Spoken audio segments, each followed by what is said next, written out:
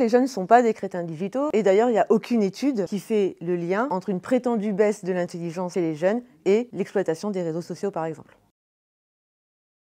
Les jeunes s'informent toujours, j'aurais même tendance à dire qu'ils s'informent plus encore qu'avant, notamment parce qu'il y a un accès à l'information qui est extrêmement important et parce qu'il y a une appétence pour l'information sous toutes ses formes.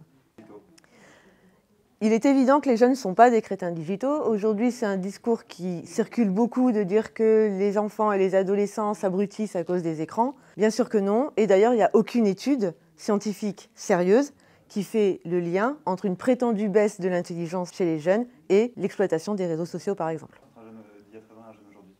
Ce qui est évident, c'est que les pratiques d'information, elles changent puisque, de fait, entre il y a 10 ans et aujourd'hui, il y a des dispositifs d'accès à l'information qui ont changé, des médias nouveaux qui sont apparus, et puis aussi des questions de société différentes. Par exemple, les questions de genre aujourd'hui sont beaucoup plus importantes aux yeux des jeunes, et donc les pratiques d'information des jeunes sur ces sujets-là se développent beaucoup plus. Il ne faudrait pas en conclure que pour autant, elles sont moins bonnes que celles qui ont pu exister auparavant.